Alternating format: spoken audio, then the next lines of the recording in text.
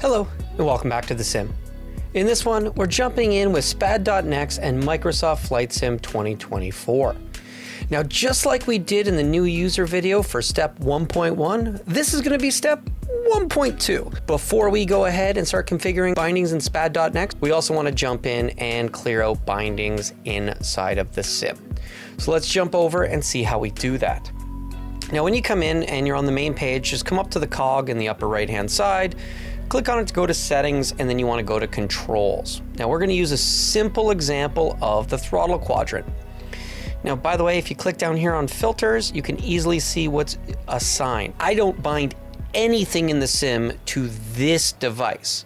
So I definitely want to get rid of everything. So just like I would have done inside of 2020, we want to create new profiles. Now, what's neat is they do have the ability to do control specific to airplane. And I'm not going to get into a whole argument about, should I just use sim bindings? I don't know, some stuff, sure. And the fact that some stuff will change, that's even cooler. So here, for an example, what we want to do is, of course, we want to get rid of this. Now, we can't delete this because this is the default. So what we want to do is hit the duplicate button. So we're going to go ahead and we are going to call this blank for SPAD.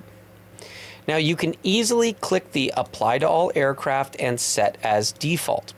You go ahead, you click OK, and now this is going to add that for the general controls. Now, also for airplane controls, because again, you cannot get this to a none. Specific controls you can set to none, but not general controls. Same thing for airplane controls. You can set this to none and get yourself out of it, which is kind of cool, but what I like to do is still make a blank for SPAD so that we can set it as the default. So we're going to take this one here, we're going to hit the duplicate, and then same thing we're going to make. So again, we're going to click OK, and now you can see we have these. Of course, we're going to jump here, we're going to rename it real quick, blank for SPAD, general.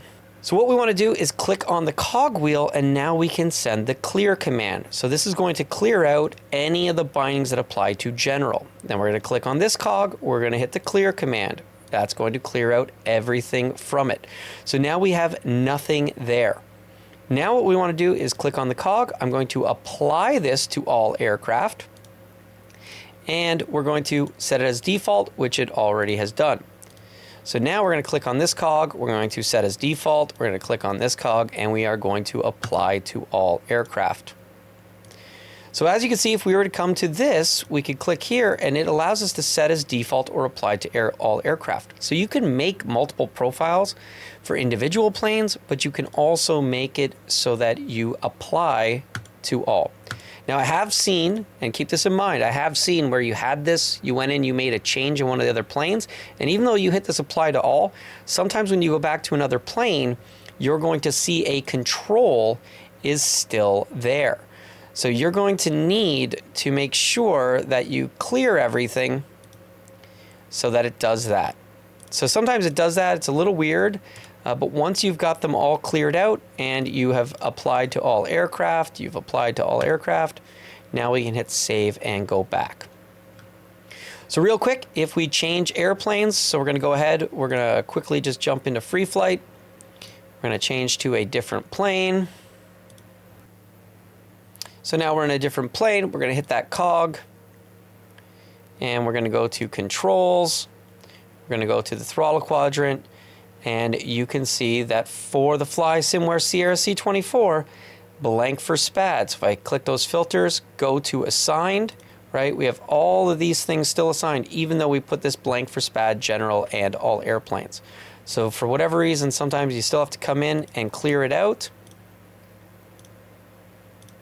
so that everything per plane is still cleared out. Toggling through, it's a really strange thing that takes place, and you just have to be aware of it. So that's it.